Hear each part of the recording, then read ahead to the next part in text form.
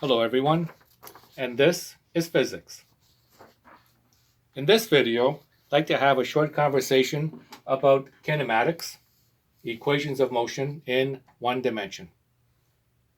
Those equations of motion, I'm going to write them down. I'm going to give them a number. So equation number 4,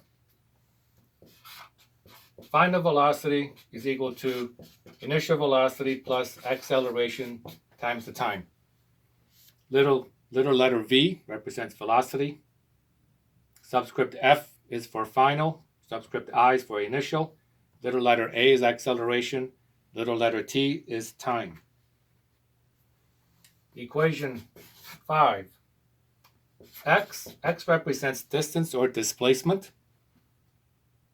is equal to 1/2 times initial velocity, little letter v, initial velocity, plus final velocity times the time. And equation 6, x is equal to initial velocity times the time plus 1/2 acceleration times the time squared. And equation 7. There are 4 equations in total. Final velocity squared is equal to the initial velocity squared, 2 times the acceleration times x. Let's have a look at these equations. This one here is pretty straightforward. This one, that 1/2 can be sometimes misleading. So this can be rewritten. This 1/2 is actually in the denominator. I can rewrite this without using that 1/2, but just moving the 2. So it would look like this. Initial velocity plus final velocity, brackets, times t, and divided by 2. This one and this one, they're one and the same. And I can do the same thing here. It's 1/2 at squared. This is actually, if I rewrite this, vi times t, that's this term, plus acceleration times squared, everything, that portion divided by 2. That's what this represents. And this one here, well, it's also pretty straightforward. Final velocity squared. Let's look at these variables. There are 4 equations, but there are 5 variables. 1, 2, 3, 4, and this is the 5th one. Let's look at these variables individually. I'm just going to scroll this up a bit. And let's start with, well, we have this one here.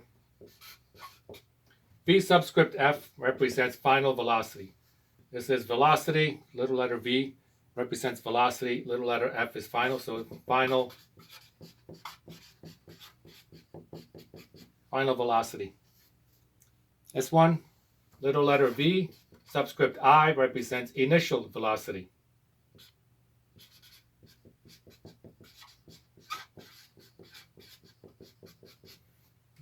Going across, little letter A.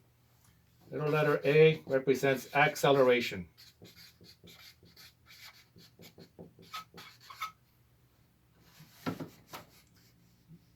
And look at this one here, T. Little letter t represents time.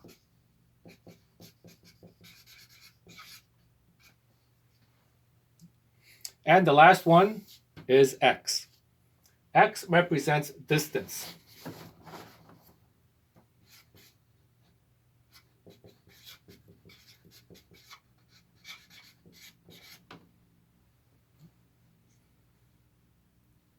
Looking at these again, within physics and within equations of physics, typical equations of physics that look like this, the little letter v is normally reserved for velocity. Not always, but normally, little letter v is reserved for velocity. Same thing here. Little letter a is normally reserved for acceleration. And the little letter t is also normally reserved for time. These are basically written in stone within physics, within various equations. They don't always have to be like this. For the most part, little letter v is velocity, acceleration, and time. And then comes distance. Distance does not have any specific letter of the alphabet associated to it. In these equations, we're going to use x as distance, but there is no specific letter. X is not solely used for distance. In the world of distance, looking at other equations, distance can be, as far as variables go, can be represented by the letter y. It can be represented by the little letter d for distance. Sometimes it's represented by the little letter s. Pick a letter of the alphabet, and that can represent distance. There is no letter in the alphabet that is specifically designed for distance. These ones, for the most part, are. Let's take this a step further. Velocity is a vector. So velocity should be a magnitude with a direction. Velocity is speed with direction. Little letter velocity, this is also a vector. So is acceleration. Something is speeding up with a direction attached to it. Time is a scalar quantity. X, even though I call it distance here, it is actually also a vector, and it's called displacement.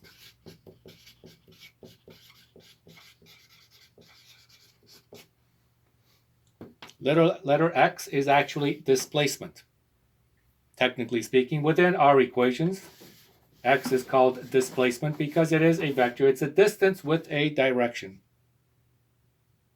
But in one dimension, by one dimension I mean, here's a straight line going from here to there. That is in one dimension. 2 dimensions would represent something like this. If I want to travel this way, and then I turn upwards, or I go to turn right, or going down the road, and I make a left-hand turn or a right-hand turn, so I go one way and then I go another direction. This will be 2 dimensions. And of course, then there is the 3 dimensions. And we have the z-axis that way, x and y. If I take my pen and I place it on the board, so it's coming out of the board, that will be in 3 dimensions. But we're only interested in 1 dimension this way, and this covers a lot of ground. Consider, here is an old car I used to have, it's called Dodge Challenger, many years ago. And these equations right here, what they do is they describe the motion of something traveling in a straight line. And what is physics? Physics is nothing more than looking at something that is moving, in our case, that's something that is moving, and then try to describe what it is doing in a mathematical model. That's because mathematics is the language of physics. So right now, as you look at my model right here, it isn't doing anything. So its velocity at this point in time is 0. Its initial velocity is 0. If it starts to speed up going down the road, you see in cars, you've driven in cars, as you speed up, you come to a stoplight, and the stoplight turns green, up you go. That speeding up is called acceleration. And it takes time for you to go from the stoplight up to here, and that's what this t represents. And the final velocity, once you speed up, your car starts up, you speed up, and you come to a constant final speed, that's what this represents, your final speed. And the distance, or the displacement traveled from here all the way to there, that distance from here all the way to there, is represented by the letter x. And these equations basically describe the motion of a vehicle going down the road, or a horse and buggy going down the road, or a ball rolling down the road. That's what all these equations do. They basically take an object and they describe what that object is doing in 1 dimension, going a straight line, 1 dimension, and to put it into mathematical terms. And this is done such that we can make predictions. So if we know what this is, the distance is, we know what the initial velocity is, we know the time, we can calculate its acceleration. Or if we know the time, we know the acceleration, we know the initial velocity, then we can calculate what the distance will be.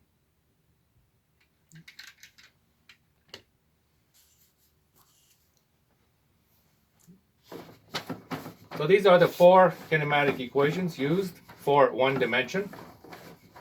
let's look at the units now. The units that these equations use must be the base units. Let me write that down, base units. Before you can utilize those equations, you need to change what you have into base units. And what are the base units in the world of physics? For distance. And I use the word distance and displacement interchangeably for one dimension. For distance, the unit for distance, a length, is the meter, represented by the letter M. That is the base unit that is to be used in our equations. For time, the base unit for time is not 1 hour, it's not 1 minute, it's the second, represented by the little letter S. And if I carry on, the base unit for mass is the kilogram, represented by kg. These are the units that need to be used in these equations. So if I have something that is given to me for the sake of argument, the final velocity of something, it's been measured, you're looking at your speedometer and you see that you're doing 30 kilometers an hour east.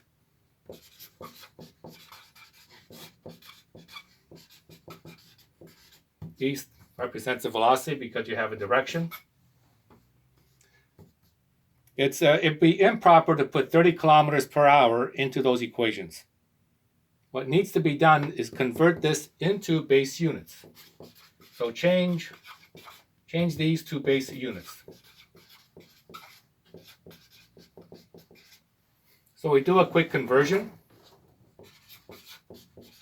30 kilometers per hour times, we'll put kilometers in the bottom. Meters is what we want. Meter is the proper base unit for distance. 1 kilometer, 1,000 meters. That takes care of the kilometers. And changing hours to seconds. 1 hour on the top. Seconds on the bottom. Second and day cancel out. And this effectively will change 30 kilometers an hour to meters per second, and that's the equation this is the value that you'll use in the equation. Let's do the quick math. 30 times 1,000 times 1 divided by 3600. The unit on the top that's left over is the meters. One that's left over here is the second, meters per second. This becomes, I'm just going to do a quick math. Be sure that's cleared. 30 times 1,000 divided by 3600 in meters per second.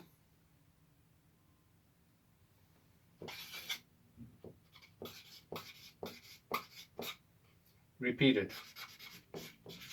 Meters per second. This would be the values that you would put into the equations in terms of meters per second. So those equations work on base units.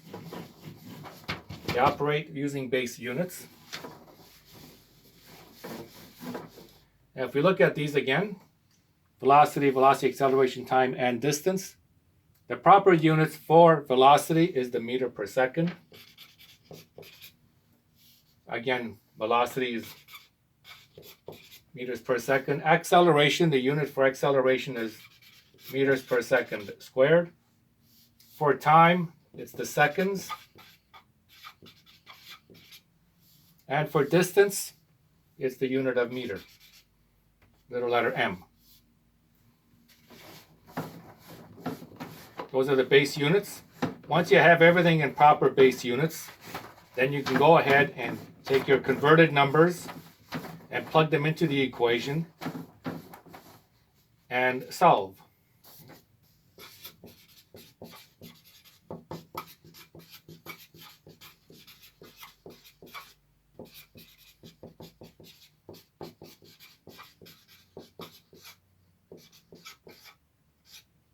Plug the converted value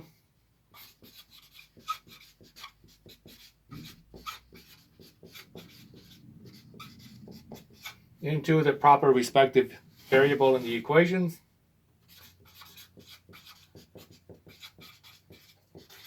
And then solve for whatever variable you are searching for. And this, what we saw above, that is kinematics. And the 4 equations of motion.